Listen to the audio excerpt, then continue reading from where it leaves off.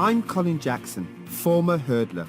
At the height of my career, I was lucky enough to reach the top of British sport. I won an Olympic medal and was world champion. But throughout my sporting career, I was harboring a secret. An eating disorder I now believe started as anorexia, later developing into bulimia. And I'm not the only one in sport to have gone through this. The doctor sat me down and she was like, Rebecca, you are dying. Tonight on Panorama, I want to understand why so many elite athletes seem to struggle with their eating. A lot more work has to be done before, ultimately, I think we have a system which really does get the best out of our athletes without brutalising them. There's a lot of athletes who still aren't comfortable about speaking out. We need to address why not.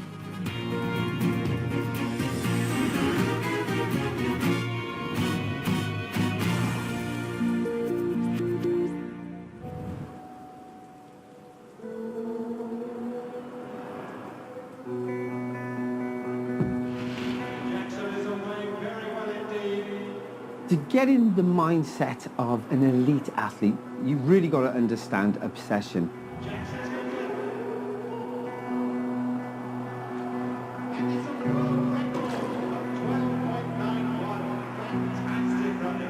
But that same obsession to succeed can have a really dark side. To be successful in an elite sport, you have to have a tough training regime, alongside exercise that often includes a strict diet, where food intake is carefully monitored to maximize performance.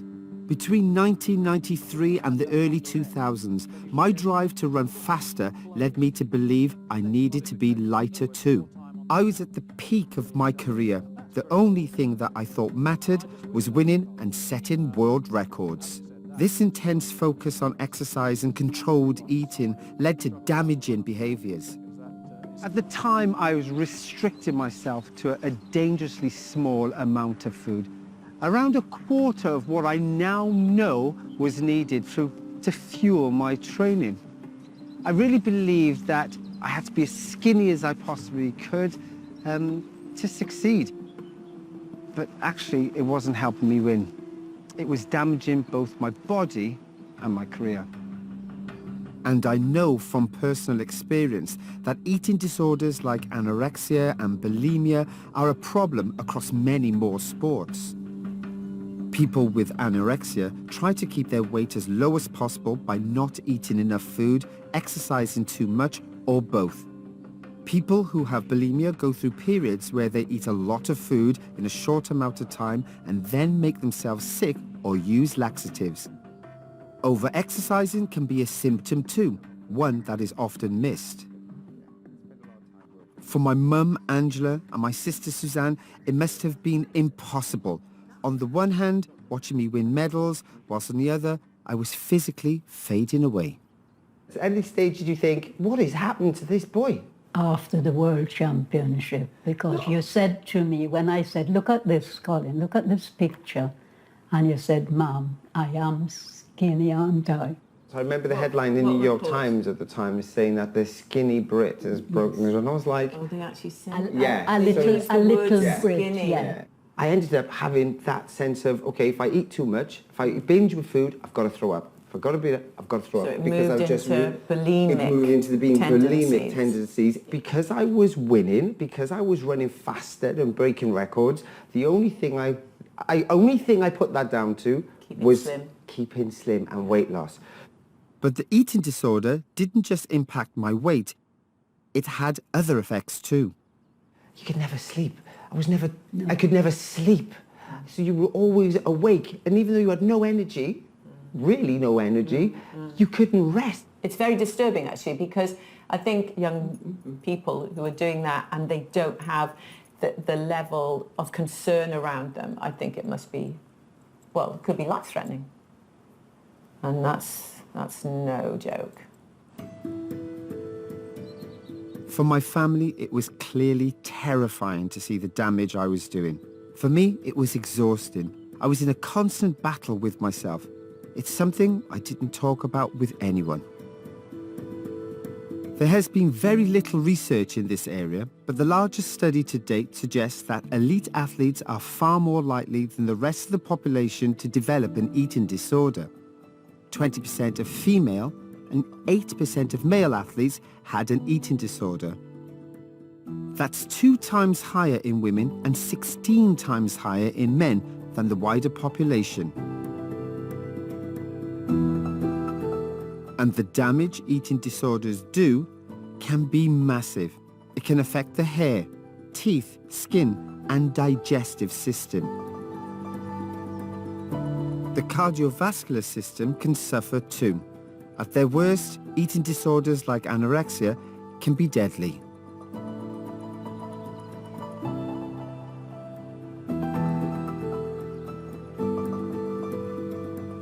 Growing up, Rebecca Quinlan dreamed of becoming a professional runner. As a teenager, she had already started to restrict what she ate, believing it would improve her performance in local running championships. I think there is a general culture in particularly track and field athletics that, you know, weight loss is good, weight loss will enhance your performance. I'd hide some of my breakfast, I'd try and give away my lunch or throw it away at school. Everyone around me just looked so much thinner than I felt, and I just thought, well, I had a dream of becoming a professional athlete. I really wanted to run for Great Britain when I was older, and I just thought, if I want to achieve my dream, I need to be thinner. I need to have the figure of an athlete. Over time, Rebecca's battle with restrictive eating and exercise escalated. I went to university to do sports science. That's where the eating disorder really started to kick in. So I started to restrict even more. I started to exercise a lot more, so I'd go out for extra walks. And I started to find that my world was becoming increasingly dominated by food. Did nobody see you and say, come on, Rebecca, you look extremely, really painfully thin? As part of my course, I had swimming lessons every week. And so I had lost a lot of weight, and it would have been visible to the swimming teacher, seeing me in a swimming costume every single week, that I'd gone from virtually a normal weight to severely underweight, but nothing was ever said. Many people with an eating disorder find it difficult to acknowledge the problem and don't ask for help. The anxiety Rebecca felt over food and exercise meant that she didn't openly admit to her problem. It took an intervention from her university friends to finally make the difference. The eating disorder was very, very fixed in my head. I had gone past the point of no return, really. I couldn't train anymore. I was struggling to walk, let alone run. My friends called my parents saying, look, we're really, really, really worried, and my parents came to collect me and took me home. What happened from there on in? My parents were refusing to take me back to university unless I went to the doctor, so I felt like I had no choice. The doctor diagnosed Rebecca with anorexia nervosa. It's clear from shocking photos taken during her time in treatment that the condition had had an extreme impact on her body. The doctor sat me down and she was like, Rebecca, you are dying. You will die if you don't get help immediately. And she said my kidneys, liver and my heart were failing. Have you got any lasting effects from that period in time? So I have osteoporosis now, which is incurable. I still don't have a period even though I've regained the weight. Rather than helping her to success, Rebecca's eating disorder actually destroyed her career. It started out so innocently, just trying to lose weight for me to achieve my dream of becoming a professional athlete. I didn't realise that I couldn't just switch it off. I feel sad now to think that my dream got overtaken by the eating disorder. After years of treatment, she is now running in amateur races, but Rebecca will never compete professionally. These issues extend beyond athletics. Following the triumph of the British Olympic cycling teams in 2012, cycling's become massively popular, with more than 6.3 million people riding for sport or leisure in 2019, many of them young. In 2018, Jake Wright joined the Zappi race team. It's a privately run cycling team registered in the UK but training in Spain and Italy, and with a reputation of getting really strong results at races across Europe.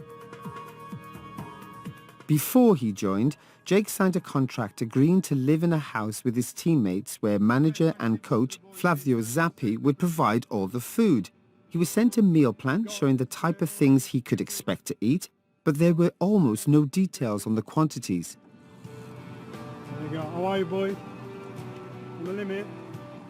I want my boys to make us a big pro. This glitzy promotional video promises a tough regime for the team. Every morning, he'd weigh us all individually in our boxes. And then from there, he'd set you like a target weight. So I came in January at like 63 kilo, and he was like, right, 60 for you is your sort of number. You're quite light already. Yeah, I was already quite light.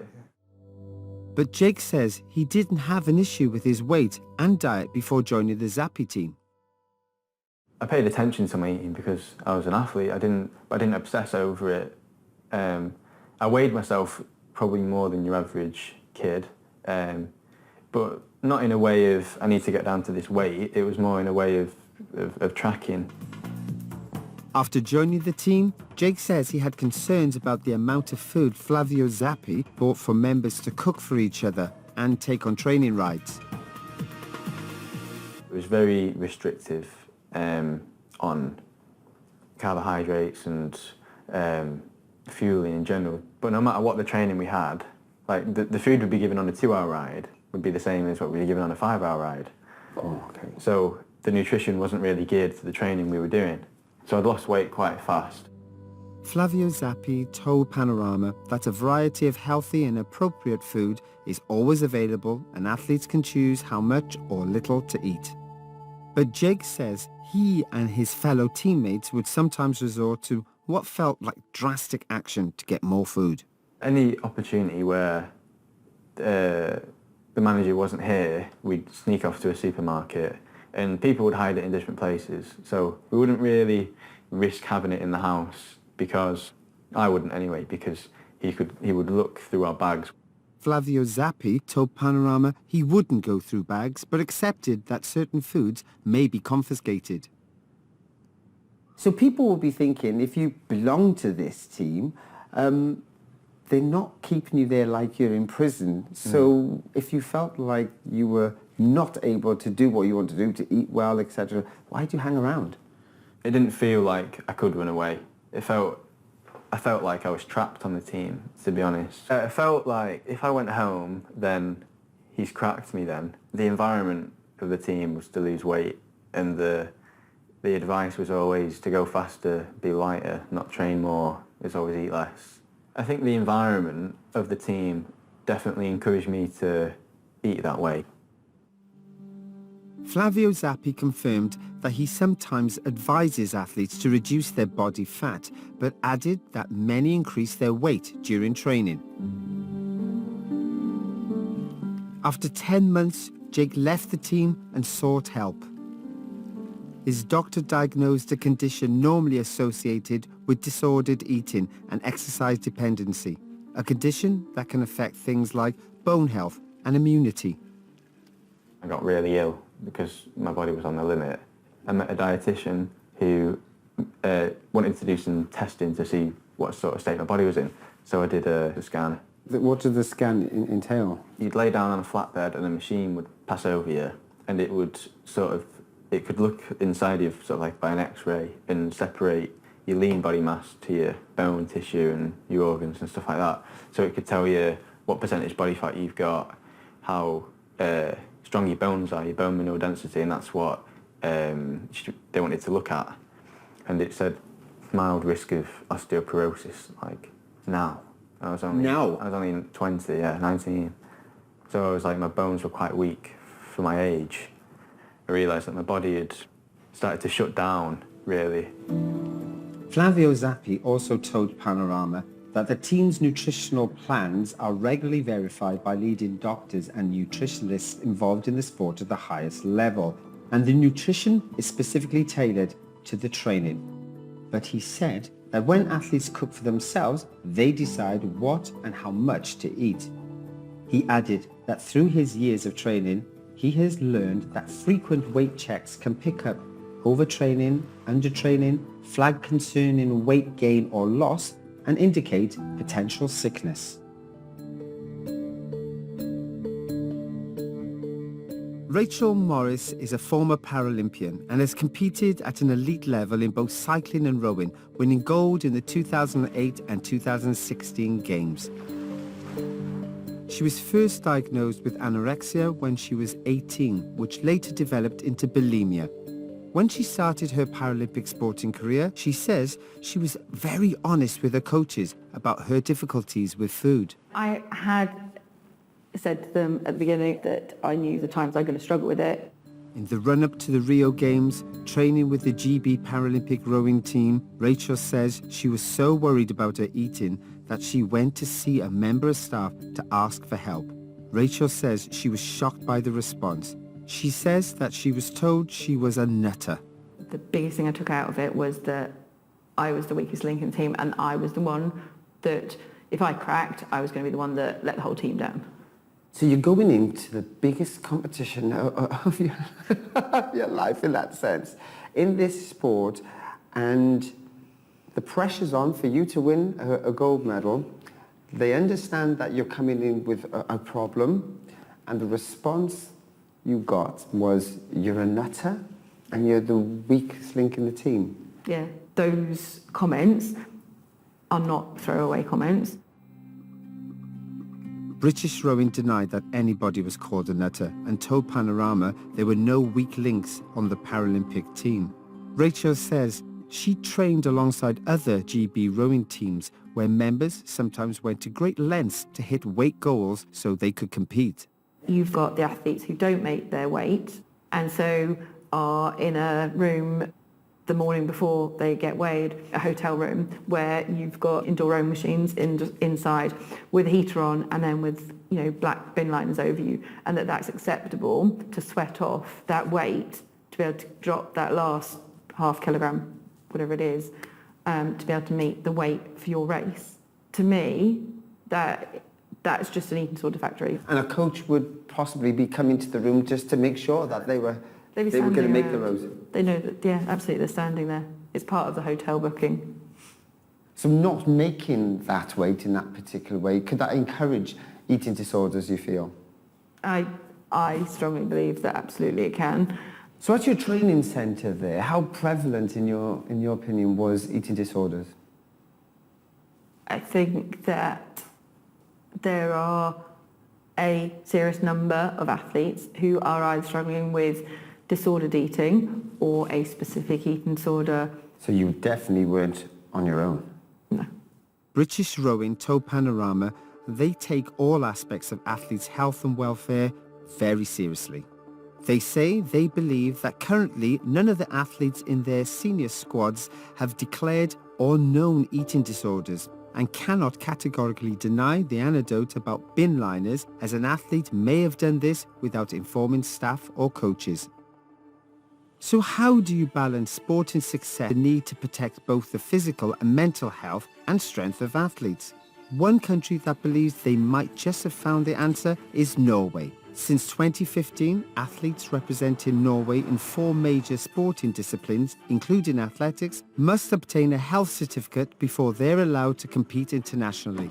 You can also do the weight. You can just stand on the... A doctor will measure whether an athlete's weight and height puts them in the underweight category on the body mass index scale and run a series of tests to check for things like bone density. They will only be allowed to compete if the doctors believe they are a healthy weight and do not have an eating disorder. If you clinically found that there was an eating disorder, they would just definitely be off the team. You get a red light, then you're out of the team. But it's important to understand that we take care of the athletes as well. But eating disorder is a red light. One of the groups that help advocate for the new rules is Sunidrett, or Healthy Sports. Its director is Marianne Strand-Utneisse. Education is good, but education alone is not enough. You need a professional system to actually take care of the athletes, and you need a doctor to say, stop if it's going wrong. They are taken good care of by their health team, and they get a treatment plan and they have close follow-up, and the aim is to get the athlete very quickly back to normal health and to be able to train and compete as normal. We had a case recently, last year actually, with a famous Norwegian cross-country skier, and she got a red light and were out for about 3 weeks, and she's now back and competing and are healthy enough to compete. Do you think this has an effect on the number of eating disorders here in Norway in sport? Absolutely. We've been talking to a lot of athletes themselves that tell they, if it hadn't been for the guidelines, they wouldn't have addressed their problems. So we know that this has an effect. I think the reason why Norway has come so far is because this was an expressed need from the sport itself. It was actually parents and coaches at grassroots levels that went to their federations and said, this is a problem. We need a preventive system to work with this and to deal with athletes and unhealthy sport environments when it comes to food and weight and performance. The guidelines currently only apply at an elite international level. Oh, I missed one. But there are signs that they are already having a positive effect on the next generation. It's great to focus on the athlete's health instead of the results, because I think the results will come later if we focus on the good health we have. But so far, no other country has implemented the Norwegian system into rules for their own international teams. We asked the English Institute of Sport, who provides support services to British Olympic and Paralympic sports, if they would consider adopting the Norwegian health certificate system.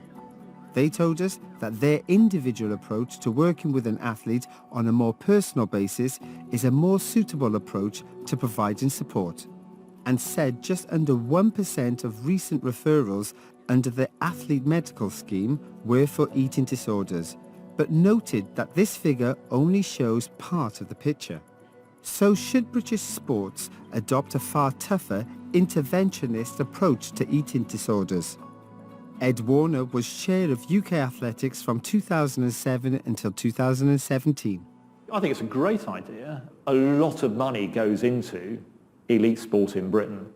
A very, very small proportion of that devoted to a system of health checking of that nature, I think would be money well spent. And money might just be part of the problem.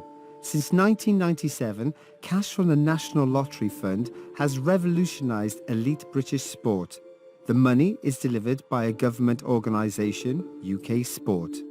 They award funding to individual sports based mostly on how many medals they win at the Olympic and Paralympic Games and how many medalists they develop.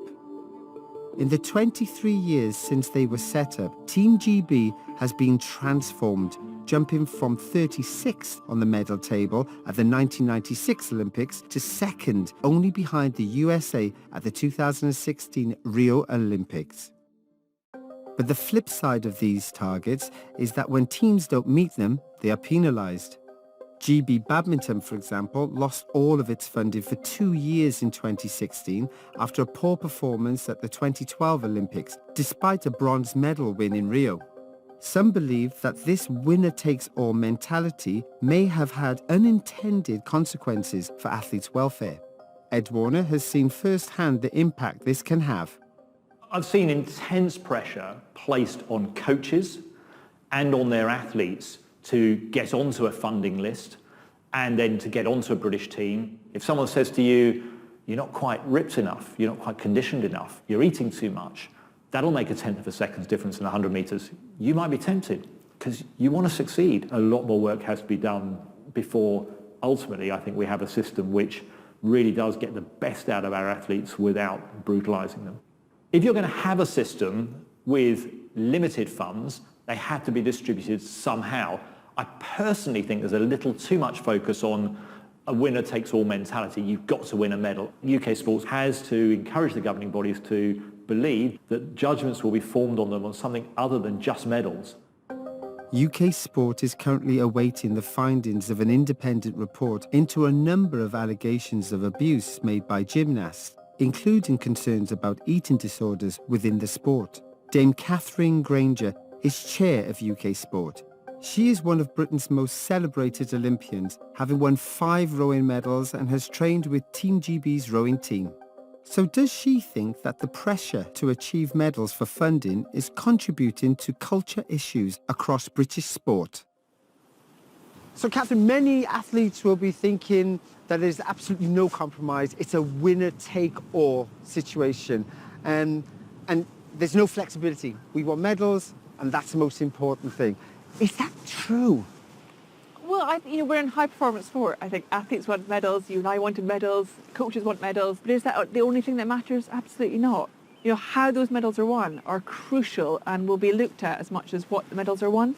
If there's an environment where it's feeling uncomfortable and it's feeling people are being pushed into situations they are not comfortable to be in, they can speak out and there are places to go that they can talk about it and it will be addressed. But UK Sport's own research shows that athletes don't always believe problems will be addressed. In September this year, they released a survey showing only around half of athletes believe there are consequences to inappropriate behaviour. So surely you personally can't be happy with that's how they feel? No, I wouldn't be happy with athletes not being happy with the consequences. And I think there's a big piece of work to be done on sometimes people won't know what the consequences necessarily have been, but it still means with that number of athletes not being happy about the consequences, then there's a risk that you don't have the trust in the system. How confident are you that an athlete in the environment we're in today, they're worried about their eating disorders, they should be able to approach anybody at any particular stage? Are you confident that they can do that without being judged? I want to work in a world of sport where any athlete could speak out at any point about any issue. Would I say we're in that place right now? I think from a lot of the stories we've heard recently, there's a lot of athletes who still aren't comfortable about speaking out. And I think what we need to do is, as difficult as it is to hear some of the really negative stories that you hear about athletes having experienced in their sporting careers, I hate that they exist and those stories have happened, but I want to know about them.